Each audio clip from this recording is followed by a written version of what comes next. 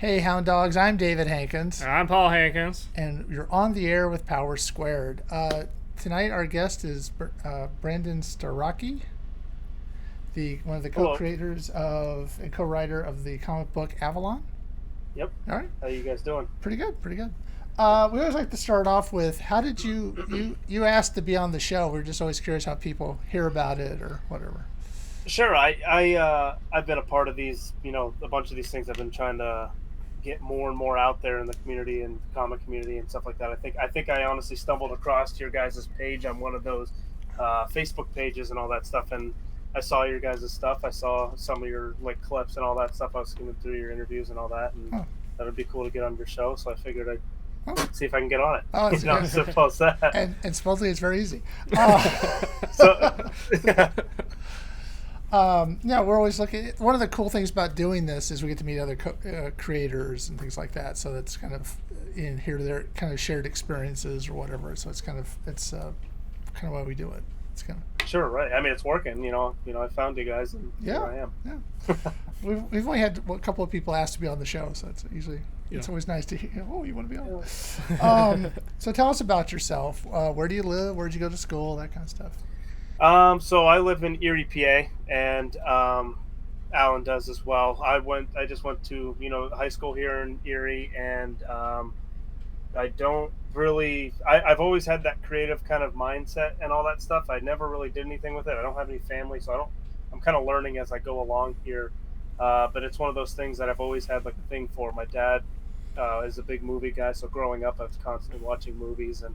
Every day waking up before school and all that stuff, he would have like a TV show on or something.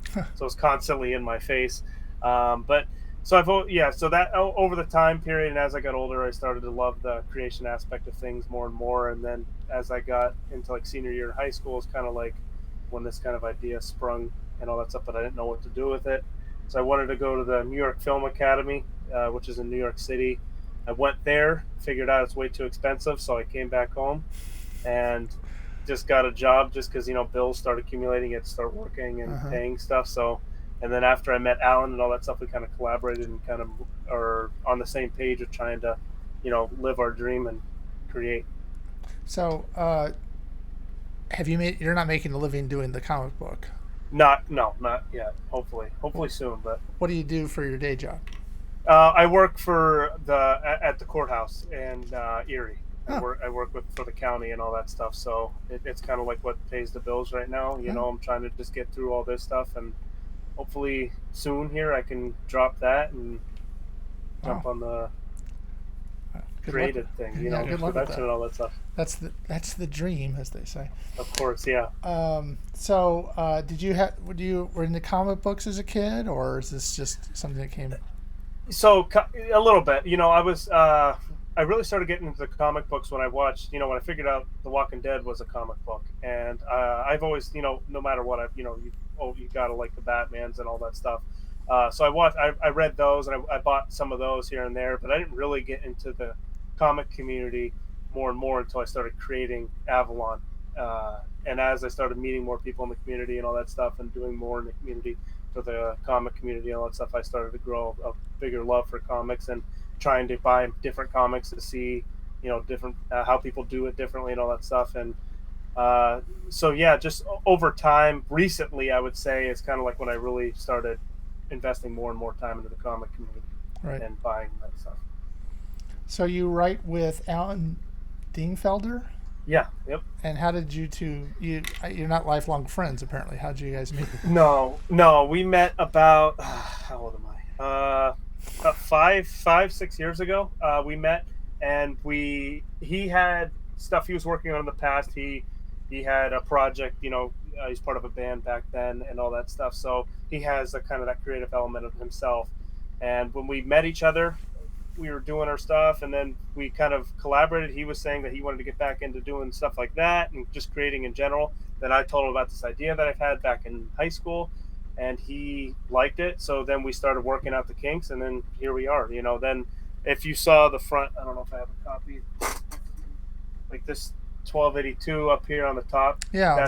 That's our production that we are currently trying to elevate alongside with Avalon as well, and other projects that we're going to be working on that are kind of behind the scenes right now. But What is 1282? What's the significance of that?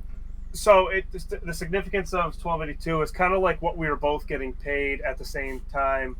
We were getting paid that rate, $12.82, while yeah, and we had this, this idea for this business. We wanted to do a business, and it was a struggle at that time too, only making that much. Yeah. And we had, it was just current life things and all that stuff, trying to juggle life and trying to juggle our job, trying to juggle this, production that we're trying to get going. It was kind of like a weird, unique timeline for both of us. So, and it just flows off the tongue well, we think. So we're like, hey, that's a cool business name. So that's what we got.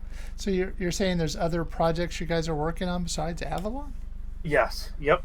We got a bunch of different things going. Kind of doing music. We're a couple other, me and another person are working on movie script. Working on other comic books currently behind the scene.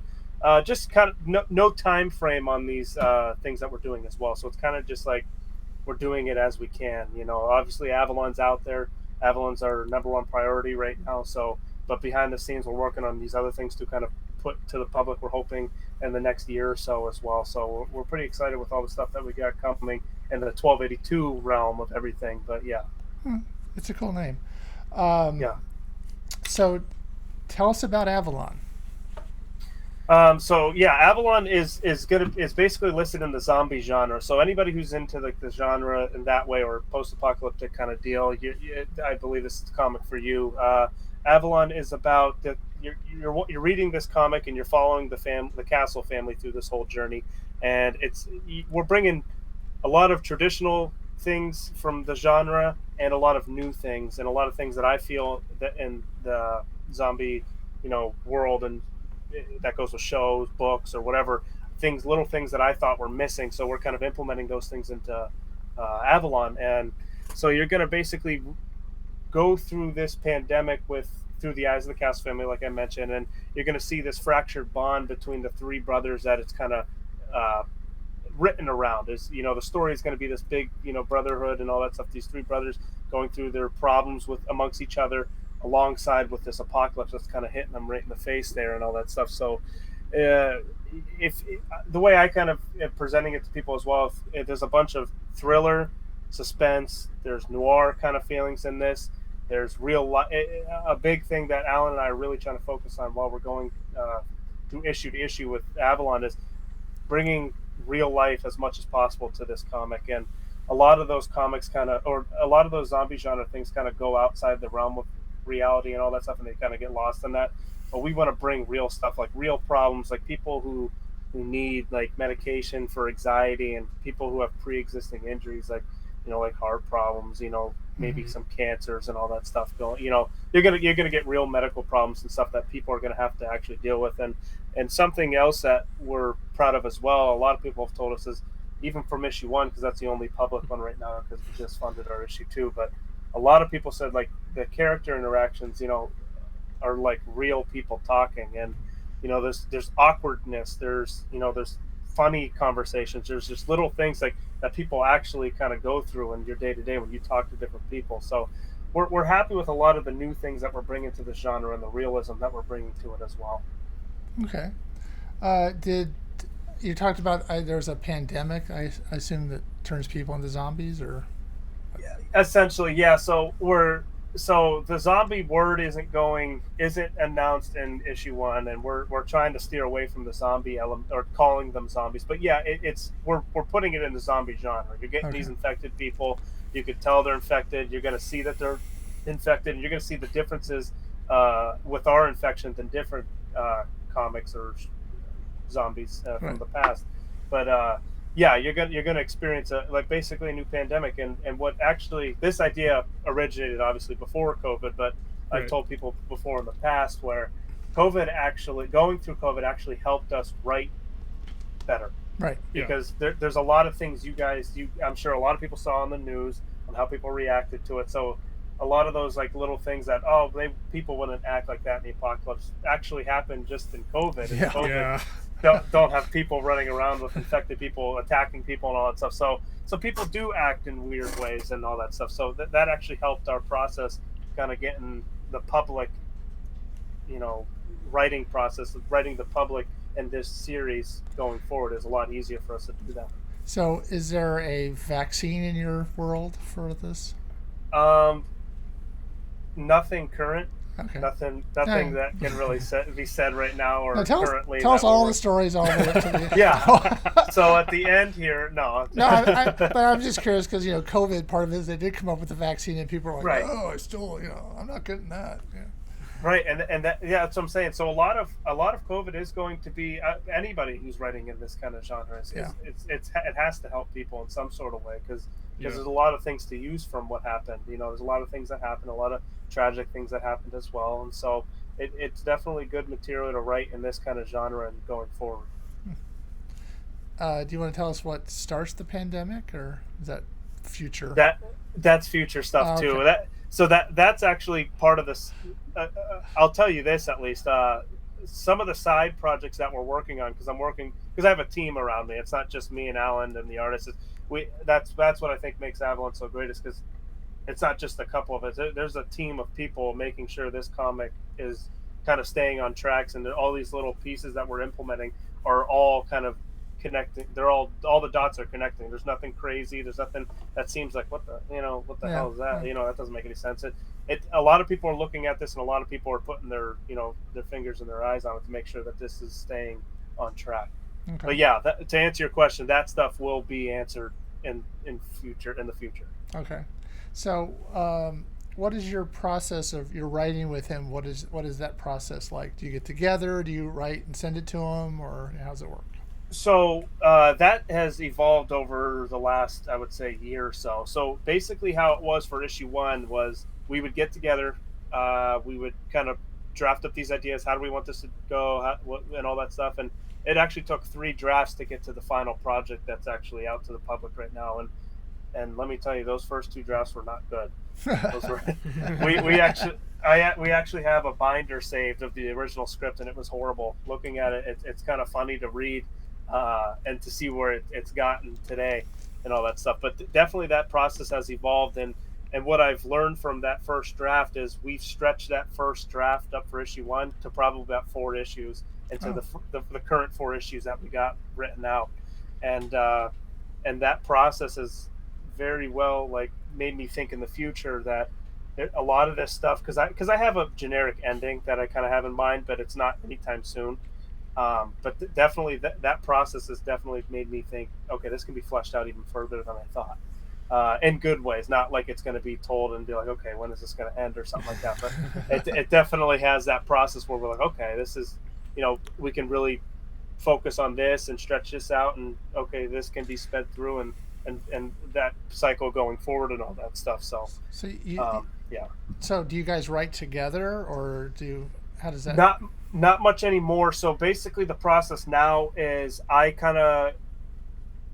write down how I want each page to go in paragraph form. Mm-hmm. Then I go back through it and I write down panel form, and then I add the dialogue, and then I kind of send that to Alan and I go, what do you think we got here and all that stuff? What do you think works? What doesn't work? And then we kind of go through that. When I have the draft all the way done, we both go through it together. We it's like a puzzle. We put all these pieces. Okay, that doesn't work. Take that out. Put this here, and we kind of adjust things as needed and all that stuff. But that's the process that we've worked up to today. And it was very important in the beginning, was because that first issue is always important. You want to leave that impact and build the world and the characters and have people invested in it. But yeah, that's kind of where we're at today with how we're writing. So how long is a typical issue?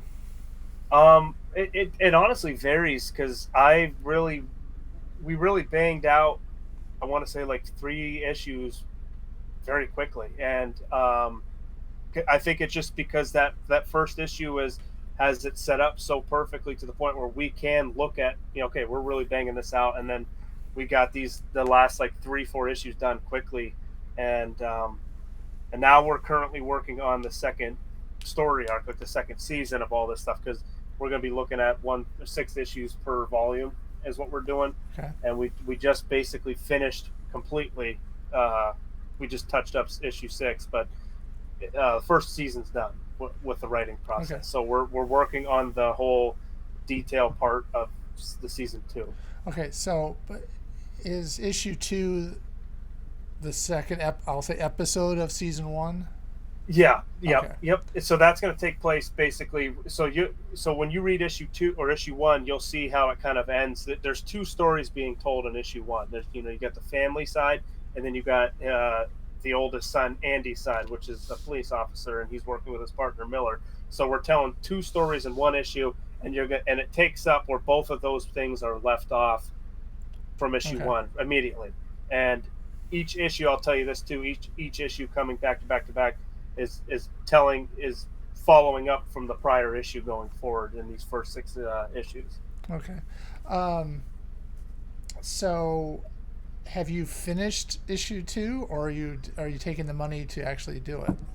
So issue 2 is done. Artwork is done. Everything's done that needs to be done with issue 2. Like the Kickstarter is funded. We're waiting for the money for that. Art is done. Everything's done. As soon as we get that money, we're going to get the print. We're going to get the books, start shipping it out to our Kickstarters, the Kickstarter backers, and all that stuff. We actually have a public release after the Kickstarter set up for September 10th for anybody anybody who didn't get their opportunity to buy it. It's going to be released to the public after that. But yeah, it's we're excited for that. And is 3 also done, or is that? The writing is, but he's the artist is about halfway done with the art work of it, and actually I wanted to mention this as well. The artwork from issue 1, it's the same artist. Artwork from issue 1 is different from 2 and so on. Something he kind of grew along with us in the whole process and the writing process and all that stuff. He grew with his art style as well. There's a different art style with issue 2 going forward. This is going to be the style going forward and all that stuff. But it's definitely a lot better. He uses the grayscales a lot better. He uses the black a lot better. The character designs are a lot better and all that stuff. And I think it adds like a whole more suspense, like horror kind of look to it as well. The new style that he's going with, and we're pretty excited for that. And a lot to look forward to, especially with issue 3. Having him having him send me the pages for issue 3. I'm definitely excited for that to be done and kind of move forward with the Kickstarter for that later in the year. Okay, so tell us about. So you have it. Who's your artist? Demetrios Nastos is our artist. He is a gentleman from Greece. I found him basically a long process to find him. I was going on Instagram every single day. I was looking up the hashtag comic book artist, and every single day I'd scroll until I found something I think I like. I click it, look at the page, message them, and I would do that process for a while. And then after some time goes by, I ended up finding him. Right out of the gate, I knew he was going to be the guy. He's a go-getter. He loved art. He loved work. And talking to him each and every day and having him give me these pages each and every day too is wow. Awesome. I'm so glad to have found him, and he literally makes Avalon come to life, and it's exciting. Yeah. One question I thought of was how many seasons do you expect Avalon to last? I've been thinking about that more and more as I've been doing more and more issues. I don't have a number yet. Now I'm thinking it's definitely season wise, so they're going to be 6 issues a season basically. So I'm thinking there's going to be probably closer to 10, basically off the top of my head. I have 4 arcs that obviously not written down yet, but I have 4 arcs in my head that I want to go with, and I from like I said, learning from the experience from issue 1. I've learned that those things are expand. I can do more. I can get more detailed with things, and we've been working on things more and more, and it's easier to kind of do those things when we're writing issue to issue going forward, because issue 2 we're kind of changing it a little bit to get the over scope of everything. We kind of did that with issue 1, but we're being more organized with the second season. We're being more organized with it. It was kind of like just back to back to back to back with the first season. Issue 2, we're kind of planning out the whole season and then doing the details. But like I said, to kind of answer your question, I guess I would say about 10 seasons. So you're gonna have 60 issues. Probably, yeah. Wow, it's quite ambitious. Yeah, and that's subject to change as well, just because, like I said, details come together. We're like, this would be cool if we did this instead, or this arc would be cool first, and all that stuff. But that's kind of what I'm thinking right now. So, is your book colored, or is it just black and white, or? So one thing that we really wanted to focus on, it was hard in the beginning because as you guys know, it's like, do you guys do your own art No. or do you pay? Okay, so you guys know that artwork it's expensive. Yes. So one thing, Yes, one thing is so one thing is like, okay, black and white is obviously cheaper. So, but I wanted red. I wanted the blood, and then I don't remember who thought of it. Alan and I were talking, and we're like, what if we made the last page color? So the last page is color. You're gonna get hit in the face with that page turner. You're gonna see the whole thing in color. You're gonna see it through our perspective, how the way we're thinking about it in our head and all that stuff. And it just adds. We believe it just adds that unique kind of touch to it. The whole thing you're reading in black and white. It keeps you in that suspense, that horror look, and all that stuff, and keeps you in the moment and dark. And then you get hit with that splash of color at the end. And I personally haven't seen something like that too. So I think it's kind of like a cool kind of thing that kind of came to our minds when we were talking about the whole production part of it all. But so you're getting both black, white, and color. All right, but it's just one page out of. Yeah, out of 24. Okay. And who does your lettering? You want to give them credit? He does as well. Oh. He does all the visual stuff that you're going to be seeing. He does a phenomenal job on it. He does it all. And he does it for a reasonable rate, huh? No. Yes. Yep. Okay, that's good. Definitely lucky. Yeah. No, we pay our our artist and our colorist and our letterer, who's part of the family. We still pay him. The only person who hasn't made money is him and me. No, I definitely get that for sure. I people ask me all the time, "Did you profit off it?" I'm like, "We're not gonna profit off for a while. You gotta put money into it before you get anything." Yeah. We're working on issue 21 at the moment. Damn. So yeah. And how's that journey been? It's been fun. Yeah. It's and expensive, and Oh yeah. You kind of wish people would want to buy it and read it and all that. I mean, we had a couple of Kickstarters, but the other thing you should find is people will give you the money for the Kickstarter and they actually never read the book. Yeah, and right, and that's one thing too. That's like, come on, just I understand. That's the problem though. Is like a lot of people or whatever. They're not comic people, and so it's like trying to sell a comic to somebody who don't read comics is very hard.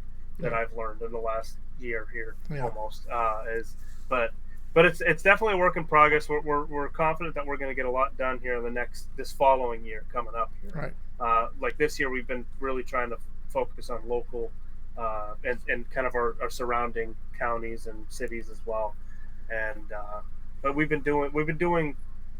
everything's been going to plan, I guess. So that's, I guess, kind of good. Our goals are we're aiming low, and we're kind of getting those things accomplished, and then we're going to start getting a little more and more as time goes on. So from your Kickstarter, which funded, congratulations. Yeah. Thank you. What was your favorite reward? Our favorite reward, I would say, is that the double one, because we're doing two different covers. The cover A and the cover B is getting that reward, and I'm excited personally to get those two covers in physical form, because those two covers we're really excited about. The artist did a phenomenal job on those two covers. A lot of those were actually, the cover B was a lot of his idea, because I had a different idea originally, and he thought certain things. He had his artist, his art mind go wild, and I was like, go for it. I like what you're saying. Let's see what you get. And then he really did it, and it came out great. I don't know if you guys saw it or can see it or whatever, but they turned out very well. Yeah, I don't remember, honestly. It's been a while since I backed it. So and then you get to pay him for the two covers, right? Yes. Yeah, yep. Works out great for him. Yeah. That was one of the things when we were doing the Kickstarter. They were like, "Oh, do you have any variant covers?" I'm like, "I'd like you to have one." I'm paying for it. I don't have I've got 6 or 7. Some people have 20 variant covers. I know. How do you pay for that? Yeah, exactly. That's what I'm saying. I'm like, what are you coming up with this money from? And that's just the thing. And people get different artists to do it as well. Yeah. And you got to pay different people different things. I'm like, And I was just talking to because we have I collaborated with two other people who are doing zombie comics as well, and I asked them this question. I guess I'll ask you guys this question as well. As do you think you guys? So do you believe in the rule where you get a haircut by your barber and you can't cheat on your barber, right? Right. Right. Okay. So do you We've been to believe in the same barber for, well, they've been for like 25 years. So, yeah. Right. So like, do you believe in the thing where, okay, is it cheating on your artist if you have somebody do a variant cover? Well, see, now I asked the artist that question, and Okay. she did not have a problem with it if we did that. But I felt like if I just didn't mention it to her and had it done, I would feel like that was cheating. Yeah, that was something that I was talking to those the other people in our in that Zombies Live group that we kind of collaborated on. Is I was asking them, and half of them were saying, yeah, it's cheating, and half of them were like, oh no, it's just, you know, you talk to them just like you were saying. You talk to them, you say, hey, is it fine if I do a variant cover and all that stuff? But I don't know. I think it's cheating. Yeah. I'm invested in my artist and all that stuff. I love the work that he does and he gives me and all that stuff. So I'm gonna try and give him as much credit as and all the things as possible. But sometimes I guess the idea would be that people collect variant covers, and if, for the Kickstarter, you can have 20, and somebody will buy all 20. You know, I guess that's what you're going for. Yeah. But then you have to have them all printed up, and Yeah, that's the whole thing with it. Yeah. Yeah. So how do people, besides the Kickstarter, and they're on your website, or how do people find your comic book to buy it if they wanted to? So after the Kickstarter, so which is ended right now, we're gonna once September 10th comes up and we're releasing it to the public. You can buy it on our Shopify app. We have a Shopify store set up. It's as simple as looking up avaloncomic.myshopify.com, or look us up on any social media platform. We have a link tree linked on all of those on our bio. So the easiest way to do it is just find us on anything, Facebook or something, and it's in there, and that would be the easiest way to find it outside of the Kickstarter. So if someone, I'm just curious, if someone buys it, you don't have like a stack of them printed up. Do you have it printed and sent to them, or how does that? Oh work? yeah, I have, my whole room's a disaster. It's just comics laying around everywhere. I have printed out comics of issue 1 everywhere. We actually just put up the PDF version of issue 1 on our Shopify app as well. So if somebody that doesn't live in the United States wanted to buy it or whatever, they can buy it off the PDF. They're You're not going to ship it to them, yeah. Yeah, because you know how that is. Huh? Yeah, it's really expensive. Yeah. So yeah, that's one thing. So yeah, my room's a disaster. I have everything printed, and So how many do you have sitting around? Ooh, I don't know. For issue 1, I probably have. I'm looking at the boxes. Probably just less than 100 or close to 100 left. Wow. Of the. I just did a second print. I don't know, maybe the beginning of summer or middle summer. I did a second print for issue 1, so I don't know. Wow. Where I find to do the best, sell the best physical copies after the Kickstarter is at like live events, like when we do signings, or because we're doing a Comic-Con coming up here in our local city here as well. I was going to ask you about, have you done a lot of conventions? Yeah, mostly just book signings at different stores, local stores, and then we went to a couple places like an hour outside. I went to Ohio and all that stuff, and next year coming up, we're really going to be pushing New York and Pittsburgh area and more Cleveland area, because I've been like Ashtabula, which is like hour and a half or hour away from Erie or something like that. So but we are doing a convention. We're doing the Erie Comic-Con it's a weekend of September 16th, and actually Erie has an Erie Horror Fest as well. We're doing that in October too, so that's going to be a cool thing. I've never been to one of those, and we're excited for that. You also have a Patreon? Yes, that's something that we're doing slowly. You know, it's just $1 a month to kind of see behind the scenes stuff. You know, just pencils of certain pages. You get early access. We actually just put the first 3 pages out on our Patreon. If you want to see the first 3 pages of issue 2 for just $1 a month, you can just jump on there and do that. It was kind of a cool thing, I think, but. That just seems like a lot of extra work. It definitely is something that's. It's only $1 a month, so we're not diverting a lot of attention to it. If people want to jump on it and they're starting to get more and more people jumping on it, then we're going to invest more time in the Patreon. But until then, it's going to be a simple $1 a month. We're going to put behind the scenes stuff here and there, get early access stuff. You're going to see, you know, cool ideas and behind the scenes stuff, like I mentioned. So it's kind of like, I don't know. I'm learning Patreon as I go along. It's the first time I've ever had a Patreon. So who's the ideal reader for Avalon? Anybody who likes zombies, you know, and just family, and just who likes real life interactions with each other. You got, I guess, to lump it all up, anybody. You know, I think, but to make it easy, it would be anybody. Yeah, the world. Everybody read it. No, I think, and Alan said it best in our early interviews when we were first starting our kind of promotion, was just Avalon literally does have a little bit of something for everybody, and that's one of the cool things that we do going forward, and that we actually have in the first 6 issues here. When I go through those, it really does, and he couldn't have said something more true. And I didn't say it. I'm going to give him all the credit for it, but he definitely said, hit the nail on the head with that one, because it really is. And I'm not trying to like just be like, oh, I don't, you know, this, I don't know what to say. So here, but it really does. It has its thriller aspects, like I mentioned. It has its family problems. It has, you know, the apocalypse. It has all that kind of stuff. It's a cool kind of new look in the genre, in the zombie genre. Okay. I always ask people, have you read Power Squared? No, I have not. Oh, I have to get your stuff. We have to end this conversation. No, I'm kidding. I haven't read your stuff yet either, so I guess it's fair as fair. So yeah, you got to cut me some slack here. Well, we have 13 issues out, so come on. I know. I got to go on your stuff. Well, when you have man. the Kickstarter, are you going to do a catch-up tier for your Kickstarter? I don't think so. With this, we've done this. We've had 2 Kickstarters, and it's basically been the same thing over.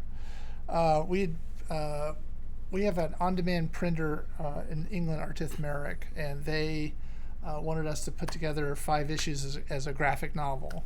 So we did that, and we had a Kickstarter 3 years ago, like 2019. Yeah. And it was, you know, we funded it and all that, and then they wanted to do a French translation of it to sell in Europe. Okay. And so we went back through, and our first 5 issues were a learning process for us. You know, we didn't know what we were doing when we started, and we actually changed artists after issue 5 to get a different style. And